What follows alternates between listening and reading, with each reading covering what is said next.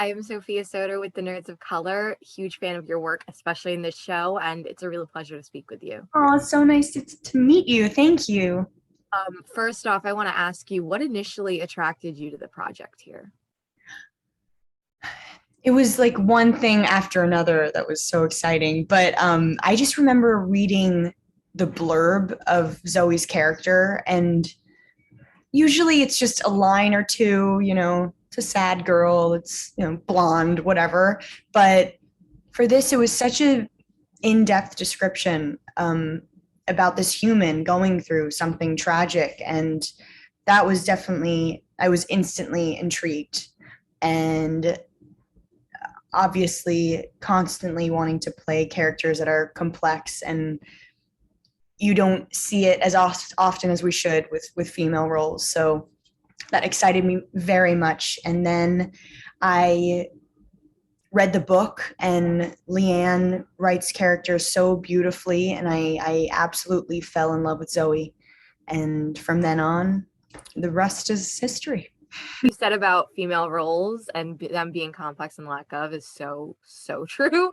I First know. off, so thank you for looking for that in your roles and wanting to bring those to life, because as a viewer, I always appreciate them. Yeah, it's so important. It's so important. And your character really was one of my favorites from the beginning when I saw the screeners. I think her storyline is just so, it's one of the heavier ones, and you handle it with grace. The Marconi family, all of you, family is the theme at that center. What Yeah. was that like for you to bring to life, and what sort of challenges did you face with that? Because it was, it's a storyline that's really beautifully told and needed to be told. Yeah, thank you. I really appreciate you saying that. Um, it was heavy. It's a really heavy subject matter, and um, our goal was to do it as sensitively as possible. And I have not dealt with anything near that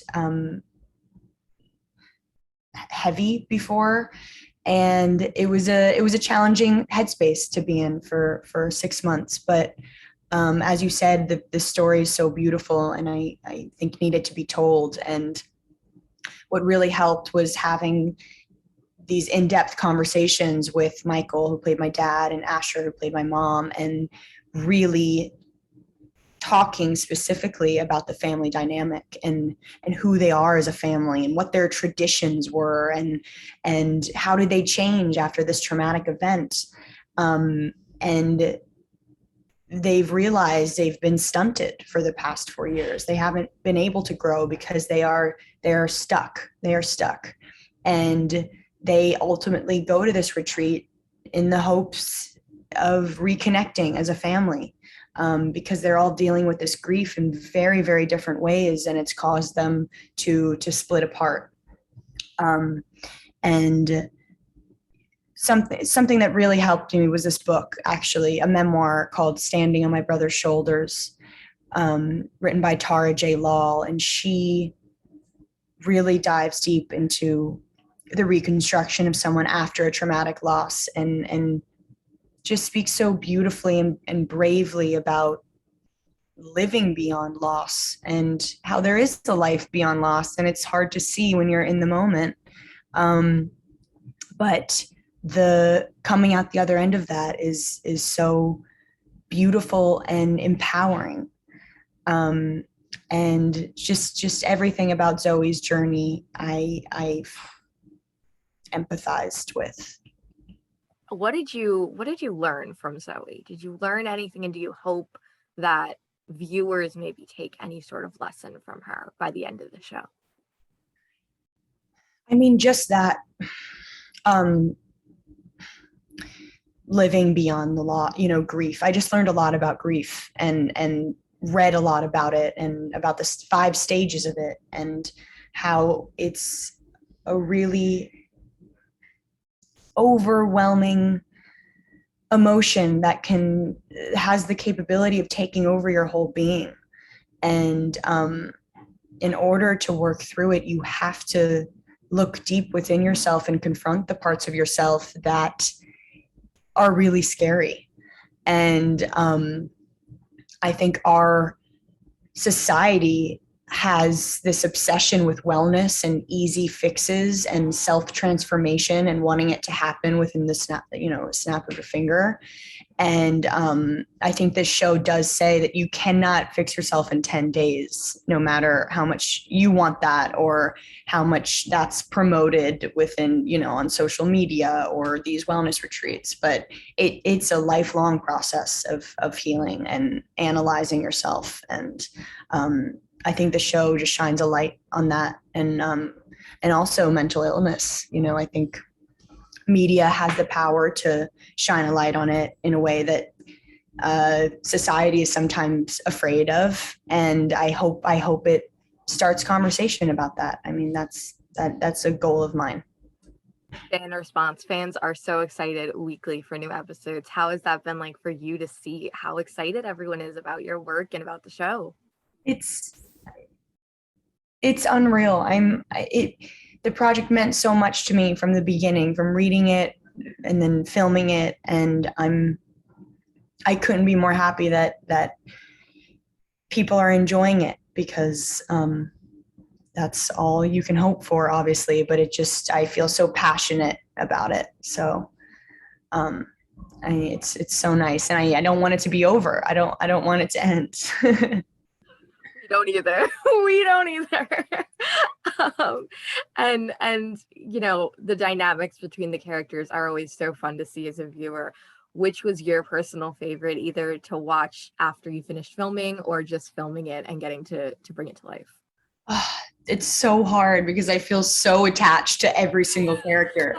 But I love Bobby and Melissa's relationship. It's so sweet, and just both of their characters, what they're going through and how they just find this deep connection within each other. It was just, I love watching that play out. And then I love Lars and Zoe's relationship. I think it's so cute, and how these two people who could not be more opposite just open each other up in a way that they've never been able to do with anyone. And really, the conversations between, with Lars that Zoe has is the beginning of her process of becoming vulnerable, which is so beautiful that he was able to do that for her.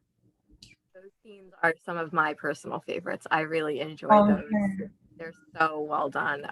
That was such a great addition. And I want to ask what your personal best piece of wellness advice is, whether you heard something or you learned something through life. Since the characters are dealing with healing and transformation, what is your best piece of advice there? I would say that when you do take the time to take care of yourself or relax or do something that makes you happy, don't make yourself feel bad about it, because I think we have the tendency to feel like relaxing is unproductive, or at least for me, and to really set aside time to take care of yourself, because it's very important. This cast, I can't even say how incredible it is, yourself included. So I want to know what was it like stepping on that set the first day and then getting to meet everyone and starting this journey. It was insane. I mean, these are all some of my favorite actors. Grew up watching them, have admired them and been inspired by them forever. And watching them do what they do best was so crazy. And in addition to that, they're all such amazing people, which makes it all the better. And everyone is equally committed and dedicated. And it was a really beautiful experience, especially all of us coming from complete isolation. We were all in desperate need to connect and work, and I think that it put us on an equal playing field to begin with. So it made it very special in that way. Unfortunately, much to my sadness, we are reaching the end with our run of episodes. So What can you tease for me about what is to come? Well, if you can imagine, it gets more trippy, Wow. even more. Um, I mean, I haven't seen the finale yet, and I might have blocked it out so that I'm able to be surprised. But I know that in terms of the Marconis, you can expect hope for them, which is really nice. That's gonna be fun for you to go in and kind of really watch the finale blind. That's awesome. Oh, I'm very excited. That'll be definitely fun. And lastly, I want to ask you to give me your best tagline or phrase to describe either the series or Zoe. Unpredictable. Love it. Perfect, perfect, perfect. That was Thank so you. embarrassing. Okay, cool. No, I love you did great. No, you were perfect. Thank you so much, Grace. It was such a pleasure to speak with you. You too. Thank you. Stay safe, right? Have a great rest of your day. You too. Bye. Bye.